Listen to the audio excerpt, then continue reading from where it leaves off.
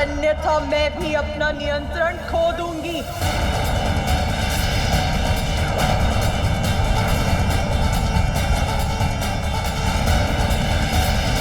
मेरा पुत्र, मेरा प्रिय पुत्र, मेरे सृजन से उत्पन्न हुआ मेरा पुत्र। क्यों महादेव, क्यों क्यों किया आपने ऐसा? क्यों?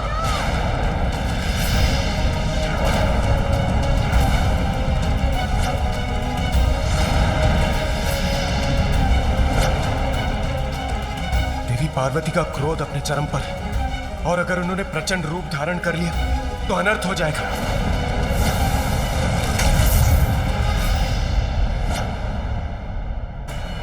यदि आप उसे जीवन देना नहीं चाहते तो मैं जीवित करूंगी उसे।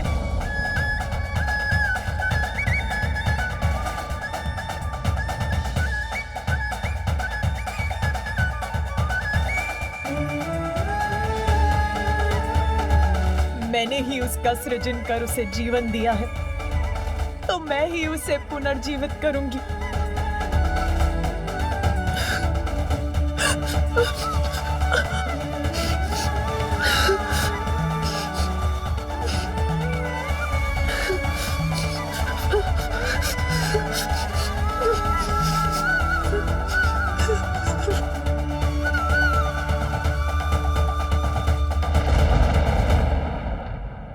उमा, कैसे समझाऊं तुम्हें?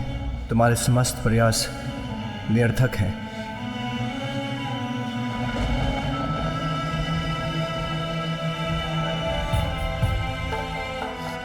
ये क्या हो रहा है?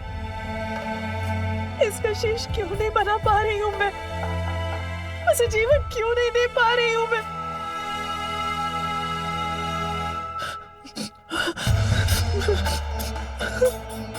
उसके शेष की भस्म को एकत्रित कर रही हूं तो वो बिखर क्यों जाती है?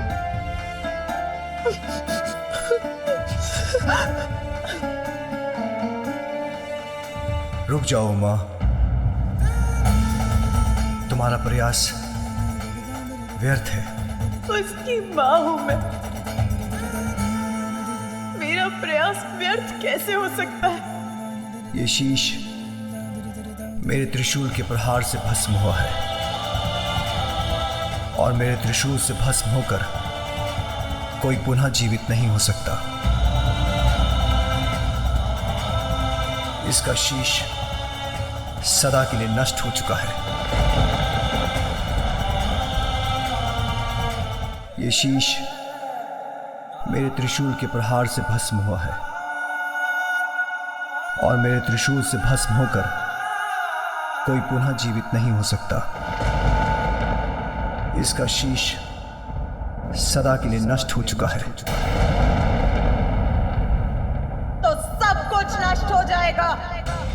यदि मेरा पुत्र जीवित नहीं हो सकता तो संसार भी शेष नहीं रहेगा। ऐसी विनाश लीला उत्पन्न करूंगी मैं।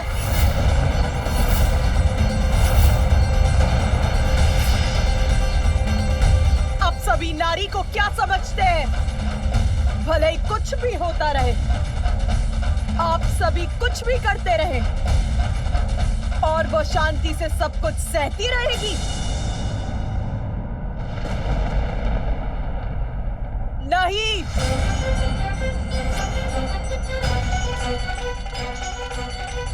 नारी संसार को जन्म दे सकती है तो उसको मिटा भी सकती है।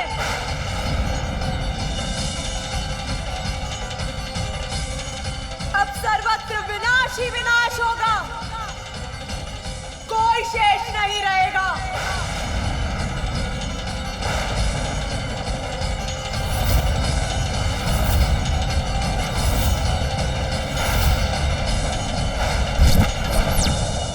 महादेव, देवी पार्वती का उग्र होना संसार के लिए उचित नहीं। उन्हें रोकिए। यदि वो महादेव के कहे को अनसुना कर दे तो आप ही उन्हें समझाइए प्रिय। अब समझने की आवश्यकता देवताओं को है स्वामी, जिनकी दृष्टि में पार्वती पुत्र का कोई महत्व नहीं था। इस संहार लीला में मैं भी देवी पार्वती के साथ हूँ।